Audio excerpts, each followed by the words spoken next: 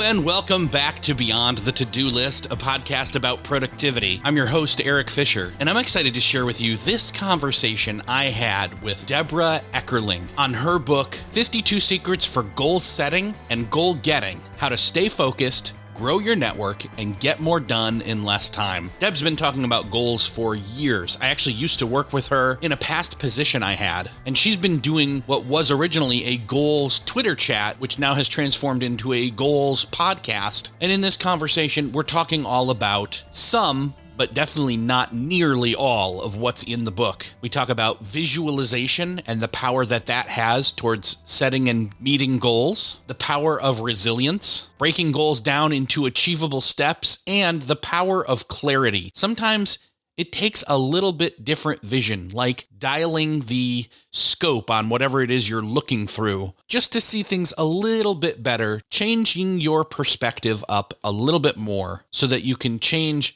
not necessarily the goal, but the methodology or the path towards reaching that destination. We all have goals that we've set, or maybe you've lost sight of some of those goals you used to have and need a recalibration, in which case this conversation with Deb is perfect for you.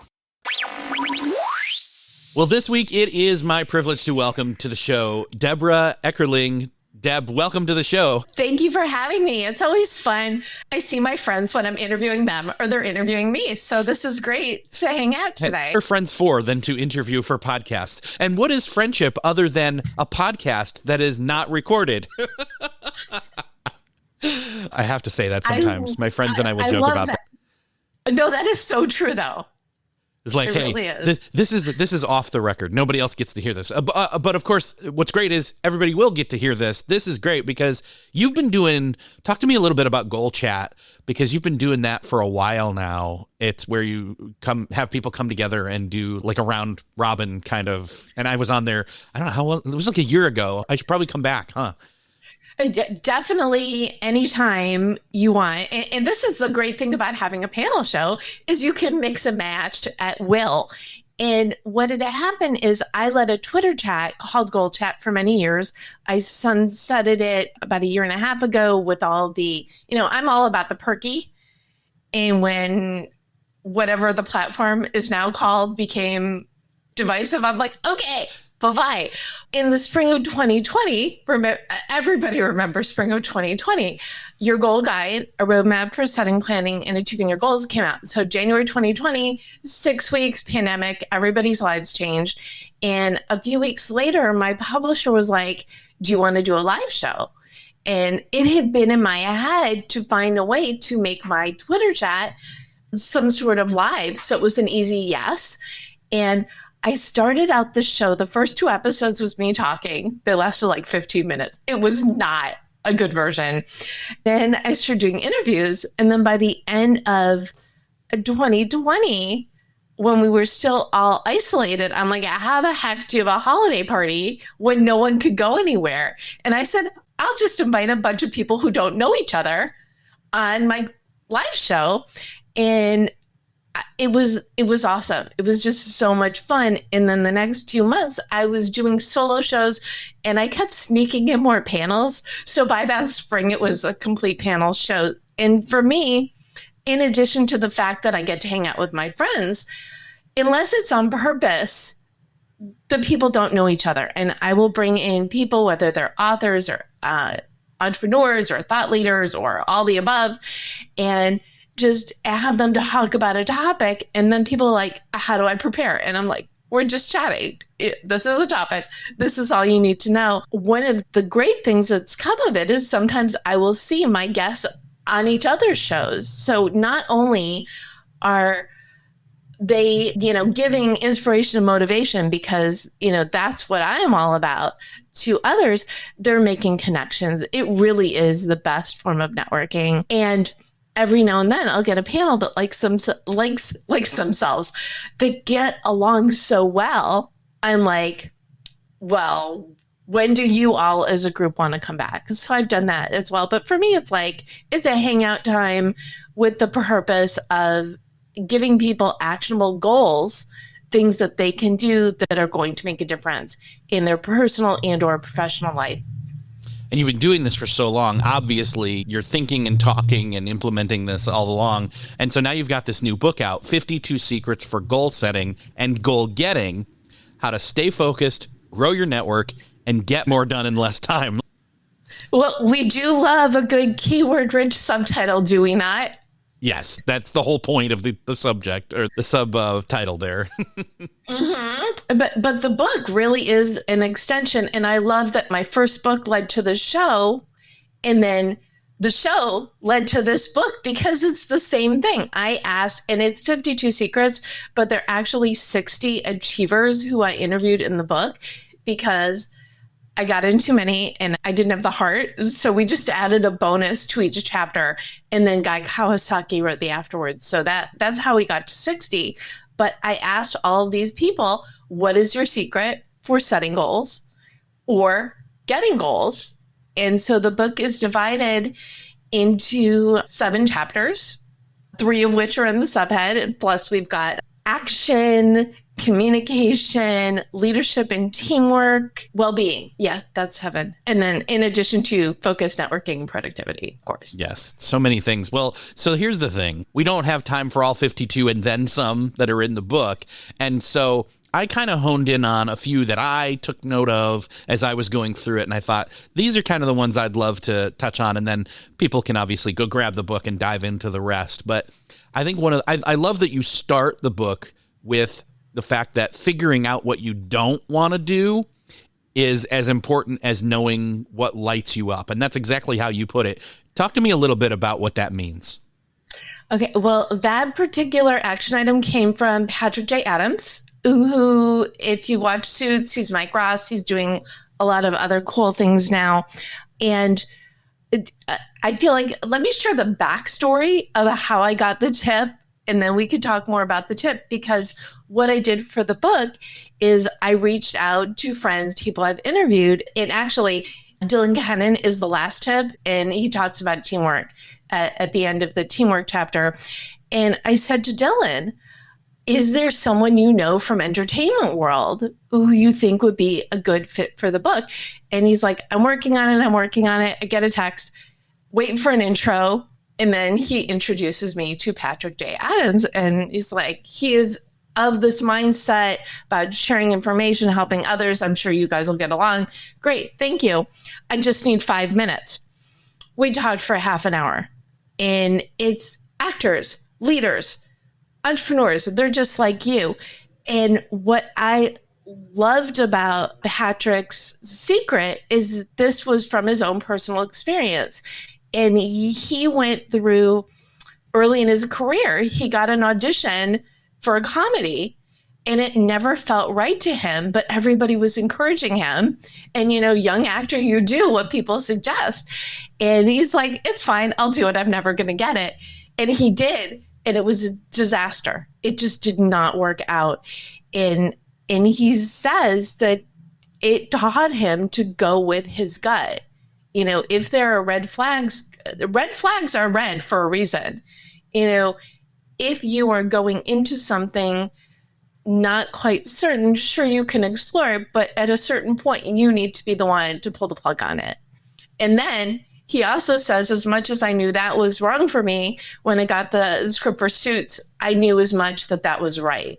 So self-identification, I think, in anything is really important. That reflection that, okay, my system for goal setting simplified, I call it the DEB method. And the first is D, determine your mission. You can't get what you want unless you know what that is.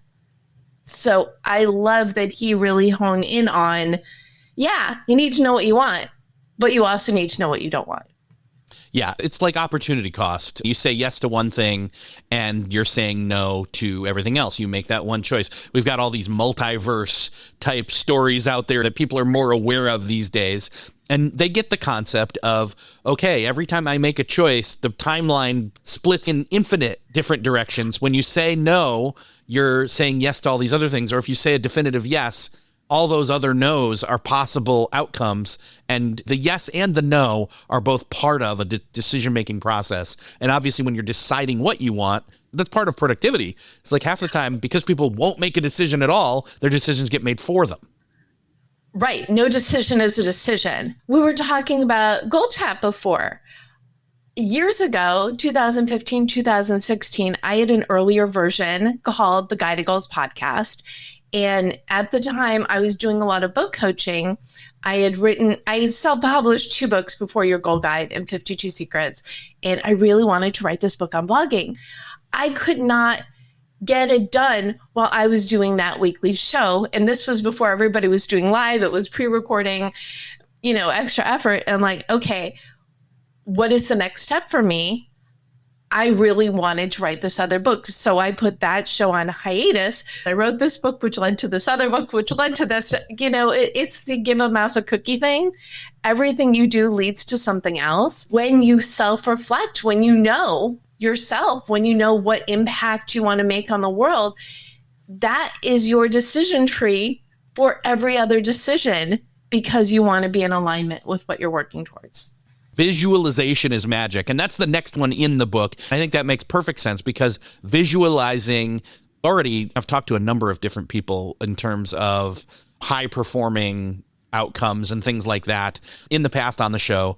And one of the things that has been brought up is this idea of athletes. They will go and do actual practice, but they will also spend time mentally practicing in their head. They're taking the shot. Oh, they're swinging the golf club. They're shooting the baskets. That is still valid practice. And that applies to this. It does. And 2 things. So Maggie Cook, who gave the visualization is magic tip in the book, she created Maggie's Salsa, which, I should have all this by heart, but which sold to big chain.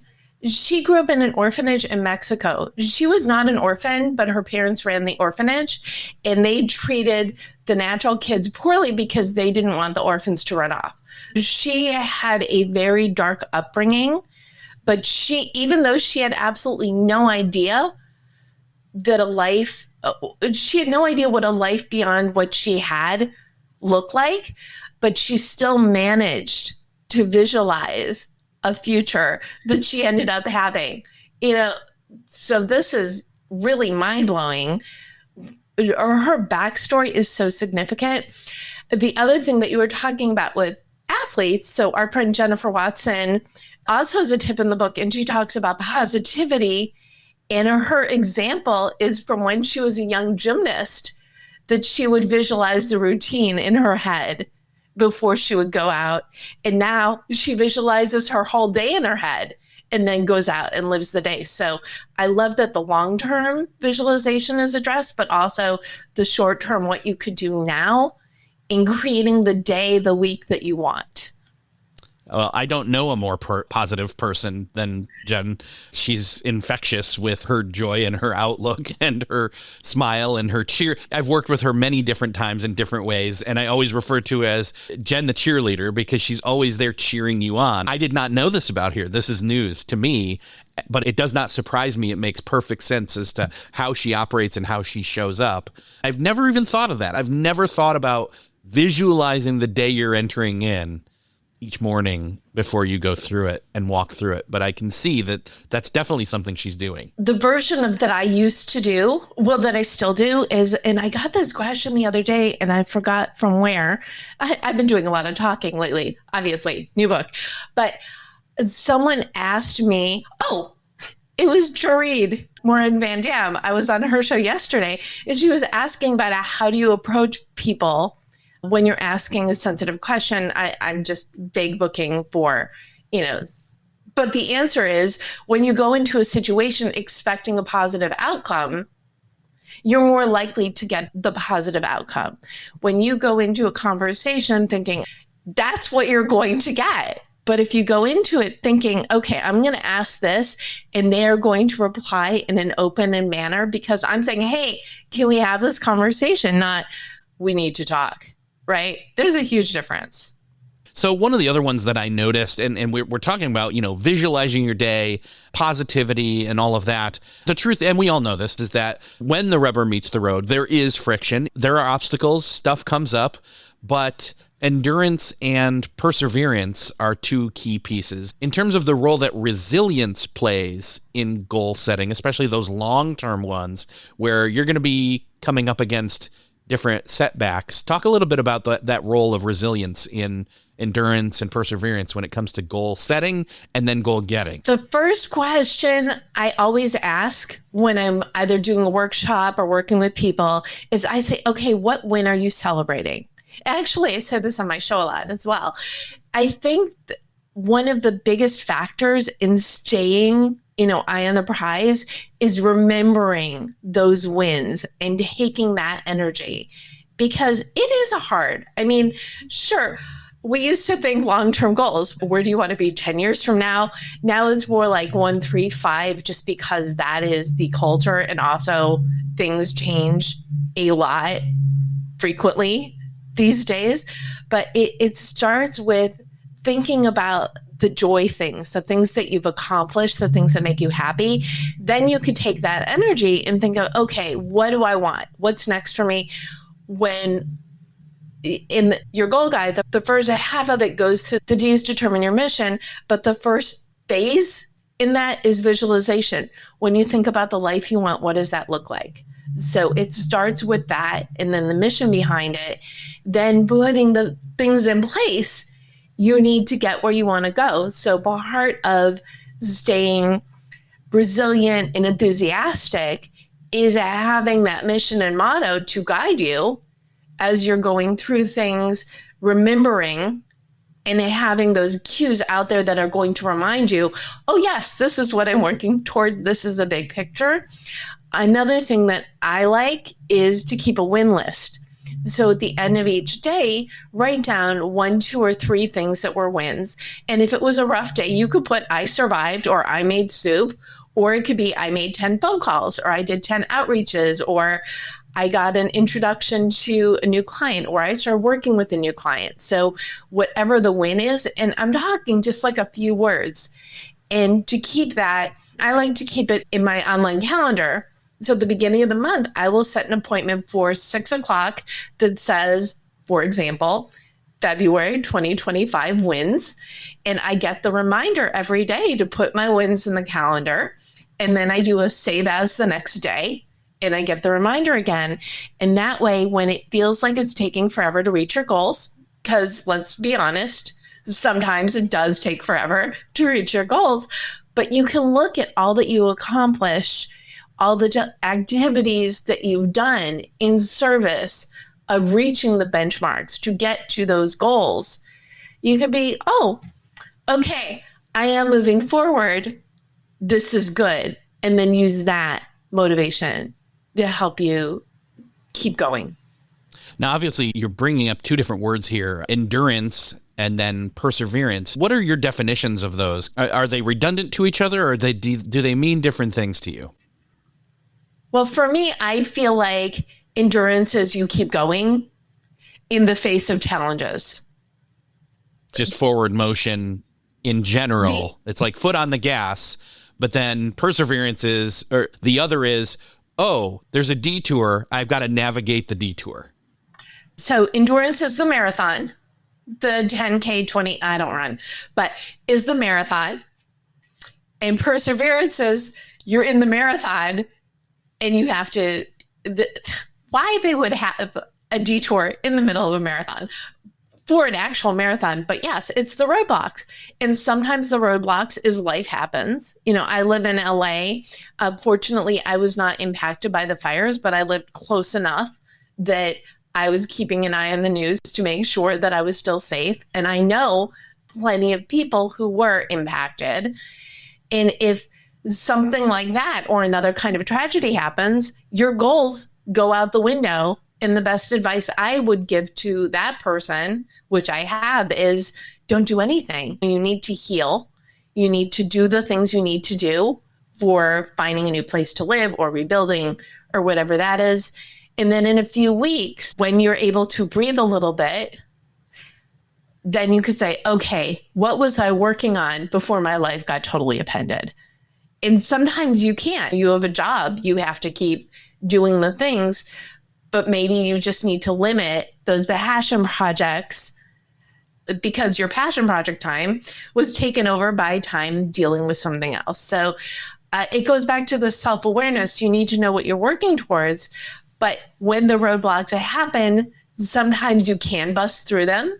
Maybe it's you're working on a project with someone and they're not giving you what you need to move forward, and you need to encourage, I'm air quoting now, them to give you what you need so you can move forward. When you're on projects that are dependent on working with others, or if there's resources or whatever, or there's a pandemic and you still need to get your work done, but now you're working from home. Certain things, they're easier to navigate than, say, tragedies, but they're all important. Sometimes you just need to take that step back so you can find the way around the building that is in front of you and move forward. That's a great reminder that often pausing or stopping isn't quitting. And even quitting isn't always bad. Sometimes, because every experience from life is forward momentum as long as you learn and apply it and move forward still. But sometimes pausing on a specific goal for a moment, or even stopping and saying, okay, I still have the same goal, but clearly the implementation of getting to that end goal has to change now. That doesn't mean that you've lost, you've failed. Exactly. And I've got a great example. I have a book client I was working with several years ago, and she had just had her second kid, and her present from her husband was book coaching. So, okay, thank you for the kid. Do something for yourself now.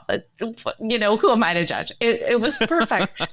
We had a bunch of meetings. We got a nonfiction book laid out. She had a deadline of her birthday of getting it finished. And this was the beginning of the summer. I said, okay, let me touch base with you toward the end of the summer. Wrote to her the end of the summer. Nothing. I wrote to her a couple weeks later. Nothing. Crickets. I finally said, okay, there's something going on. Maybe 9 months later, a year later, she wrote to me. She said, Deb, I'm so sorry. I've gone to write you so many times, but what had happened is I got overwhelmed with the new kid, and I just could not work on the book. I did, however, because we had these conversations about how you need to balance things to fuel you creatively that you can bring into your project. And she said, so I've been doing all those things, and that put me in the right mind frame. And I'm proud to say I am almost done. When can we meet to polish things off? So for her, it was just, she could not do it yet. But when she was able to, she did, and she flourished. And she wasn't not working on it. Exactly. Oh, I love it. Okay, so what are the 5 Ps, and how can they be applied in everyday life when it comes to goal setting and goal getting? Okay, well, this one I do not know by heart. I will tell you that, but I do know where it is. Wendy Diamond, who I met through my friend Katie Chen, a chef, also in the book. She was like the first person encouraging pet influencers, like 20 years ago, and which I think is just the coolest little backstory ever. And she's also the founder of Women's Entrepreneurship Day. And so she's all about uplifting others. So she was one of the examples of, one of my friends said, oh, Deb, you need to meet Wendy. Wendy needs to be in your book. And so the 5 Ps, as she writes, are purpose, passion, perseverance, persistence, perseverance, and puppy love. And this is why I gave you the backstory, because she said you always need a furry friend to give you encouragement. So first of all, obviously, I agree. This is very much in alignment with all of the Deb stuff, but it's not just about what you love doing. It's about how you help others. What are you doing? What are you putting forth into the world? And one thing I'm also really proud of is most, all of the people in the book, they've got that service mentality, because why else are they being interviewed to share their secrets for setting and getting goals? So you need the purpose, but you also need the passion. And one thing that I also say frequently is maybe you can't leave your day job. Maybe, you're embedded. It's good, but you don't love it like you used to. fine. Start something on the side that you're passionate about. And it could be a home project, it could be a podcast or some other side hustle, but do something that you love that brings you joy so you can take that energy into the things that are bringing you, shall we say, less joy at the moment. So always want to have that passion behind it, and you need to be consistent. Consistency is another one of the secrets brought up in the book, and to keep going. Because as we've said, as you know, as everybody knows, things never take as short of a time as we like them to be. Years ago when I worked in corporate, it drove me nuts because the head of the company always thought things took the same amount of time to do as it took him to ask you to do them. No, things always, and then they take a little longer. What is it they say when you're doing a home improvement project? You always need to add between 1 and 3 months, depending on the project, because it is life. Things are going to come up. But when you've got the purpose behind what you're doing, like I am on a mission to change goal culture in and out of the workplace. People think of goals. It's a 4-letter word.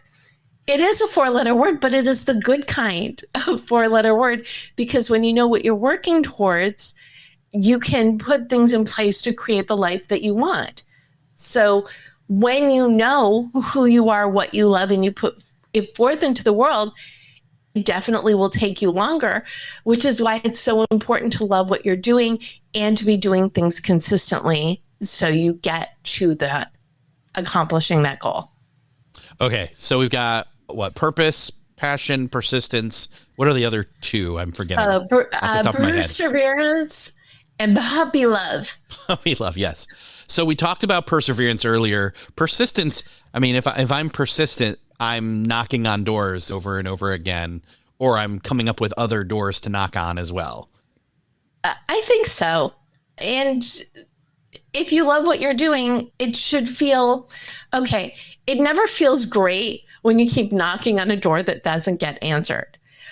But you also have to, I think it's important to remind yourself that if you've got a product or service or something that you are doing that's going to help others, you're doing them a favor, you know? And I think we forget that a lot, especially people like you and me who were so embedded in the thing that we love. We love it so much, we don't understand why, you know, people hate goals. Apparently people hate goals. Did you know that, Eric?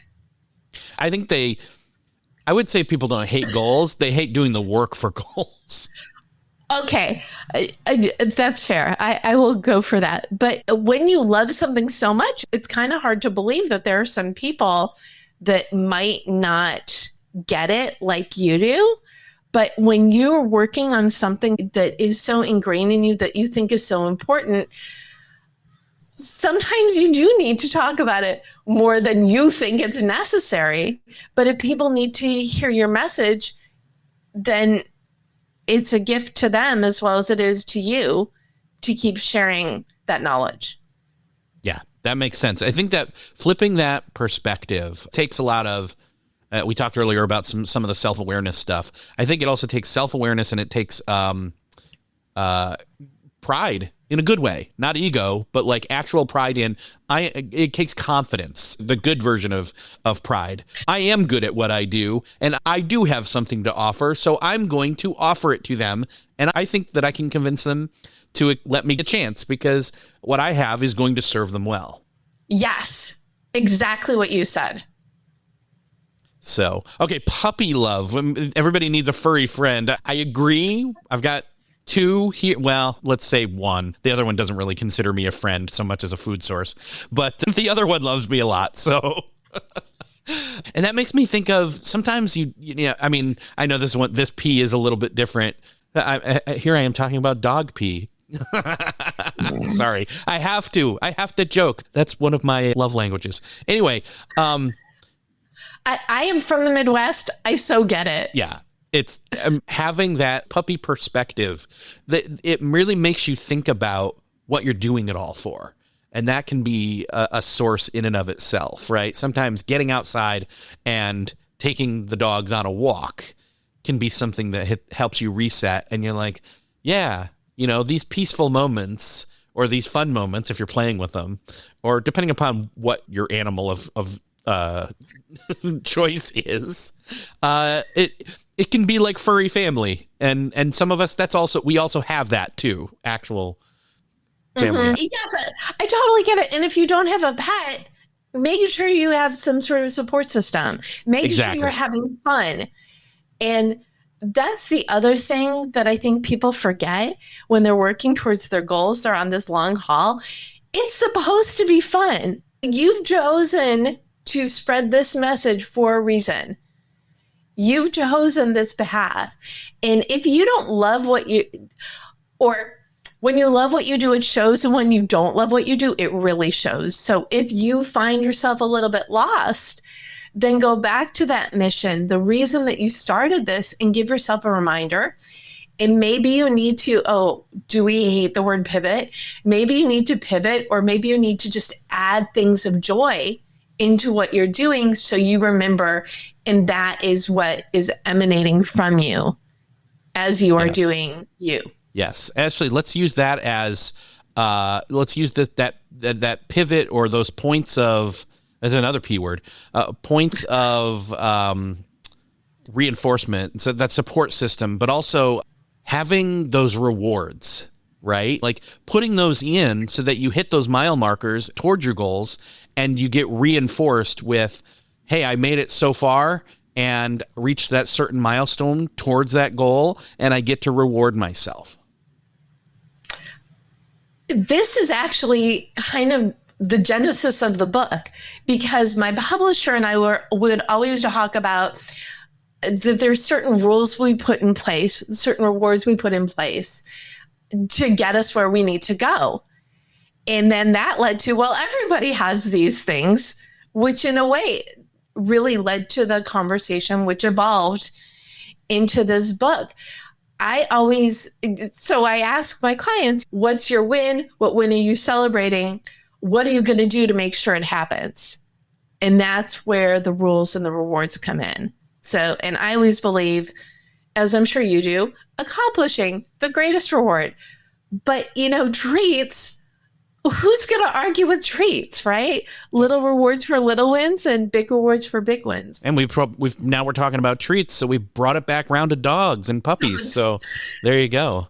Deb, it's been awesome talking with you. Obviously, we've scratched the surface. I think we did like 4 maybe out of 52 and then some that are in the book. But I'd love to direct people to where they can go. I'm going to link up everything in the show notes, but fill us in. Where can they find you, find the book, and find your podcast?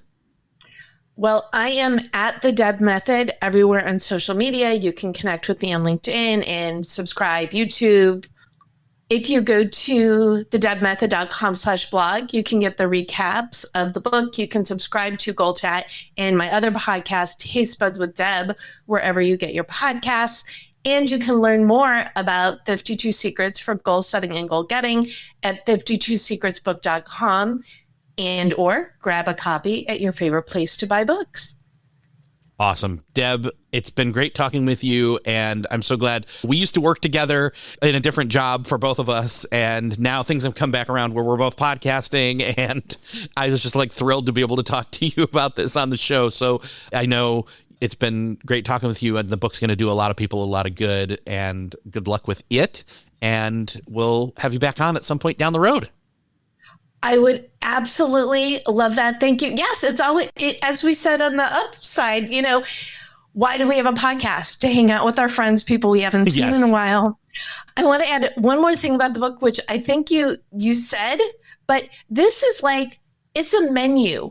You can just go and see what advice you need at the moment. Yes. I mean, you could read it straight through, but the whole purpose is for you to have at your fingertips the advice you need to keep you moving forward. Because in going into whether your goals are personal or professional, you want to make a big change or a little change, we all need that encouragement, which is why you do what you do and I do what I do. And we're all about bringing those voices forward. So it's so much fun to hang out. So Thank you. Awesome. And thank you for that reminder. It's great to be able to look at it like that way as a menu. So, Deb, thanks again for being here, and we'll see you again soon. Absolutely. Well, that's another podcast crossed off your listening to-do list. I hope that you enjoyed this conversation with Deb Eckerling. And I hope that you got something nudge-wise towards changing your perspective on your goals, making goals at all, or feeling empowered or enabled to make another go of it, or honestly just grab the book, because there's so much more. We scratched the surface, even barely, in this conversation. There's so much more. And like Deb said, it's a recipe book. It's not a step-by-step. It's a open it up, look and find something that helps you right then and now, and then do it again, and then do it again. I know that if you take a peek, especially if you go over to the show notes at beyondthetodolist.com and grab the book, you will find something that will help you set better goals, or set those goals easier, and especially meet those goals. Would you do me a favor? Would you make a goal and then check it off your list right now of sharing this podcast with somebody you know needs to hear it? Hit that share button wherever you're listening to this, your podcast player app of choice, or if you went on over to the show notes at beyondthetodolist.com. Thank you so much for sharing. Thanks again for listening, and I will see you next episode.